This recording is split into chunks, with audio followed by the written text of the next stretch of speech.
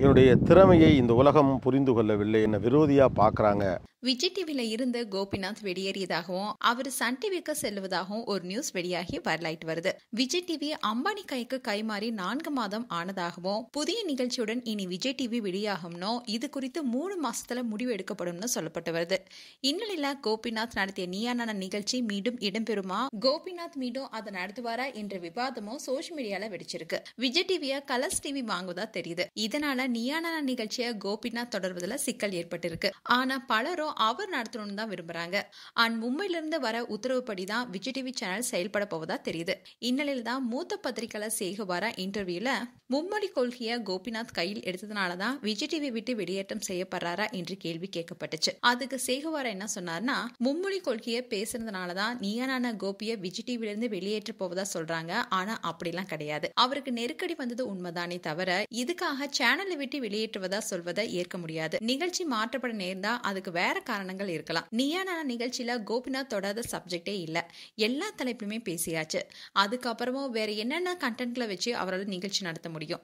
அதனாலதான் சமீப கால பிரச்சனையான மும்மொழி கொள்கையை எடுத்து விவாதத்தை வச்சாரு. ஆனா அதை ஒளிபரப்ப அனுமதிக்கவே இல்லை.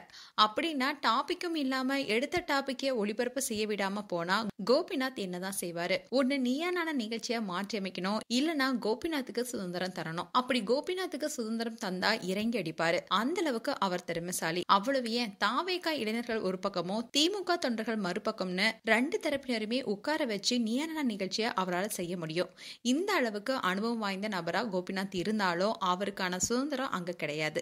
இனிமேலும் நீயா நானா நிகழ்ச்சியை அவரால் நடத்த முடியாதுன்னு தான் சொல்லியிருந்தாரு. மேலும் நீயா நானா நிகழ்ச்சியை தொகுத்து வழங்க கோபிநாத் 5 லட்சம் ரூபாய் சம்பளமா பெறுவதா கூறப்படுது. மேலும் அவருடைய சொத்து மதிப்பு 7 இருந்து 10 கோடி வரைக்கும் இருக்குன்னு சொல்லப்படுது. இந்த சம்பளம் நின்று போகாம இருக்கதான் அவர் ஏற்கனவே யூடியூப் சேனல்ல பிரபலங்களை இன்டர்வியூ எடுக்க ஆரம்பிச்சிட்டாரு. மேலும் விஜய் டிவில கோபிநாத் இருக்கிற வரைக்கும் திமுகவுக்கு ஆதரவா தான் நிகழ்ச்சி நடத்துவார்னு பாஜக நினைக்குது. அதனால திமுக நபராவே கோபிநாத் முத்திரை குத்தப்பட்டிருக்காரு. ஆனா உண்மை அது கிடையாது. இங்க இயற்கையாவே மும்மொழி கொள்கைக்கு எதிர்ப்பு இருக்கு. விஜய் டிவியோடைய முகமா கோபிநாத் விளங்கி வராருனாலும் நிறுவனத்தை பொறுத்த வரைக்கும் பாலிசி ரொம்பவே முக்கியம். பாஜக சொல்றத தட்டவும் முடியாதுன்னு அதுல சொல்லியிருந்தாரு. இந்நிலைதான் கோபிநாத் சன் டிவிக்கு சென்று விட்டார் என்றும், கூடி விரைவில் சன் டிவில இனி நீயா நானா போல ஒரு விவாத நிகழ்ச்சி கோபிநாத் மூலமா நடத்தப்படும் என்றும் கூறப்படுது. இதற்கான ஒப்பந்தத்துல கையெழுத்து இடப்பட்டதாகவும் கூறப்படுது. அதோட கோபிநாத் ஏற்கனவே இன்டர்வியூ எடுத்துட்டு வராரு. அவருடைய இன்டர்வியூ பாக்குறதுக்குனே பல பேர் விரும்புறாங்க. மேலும் சோசியல் மீடியால கோபிநாத்தோடைய கமெண்ட் செக்ஷன்ல விஜய் டிவியை விட்டு நீங்க போறீங்களா, நீயா நானா இனி வராதான்னு கேட்டுட்டு வராங்க.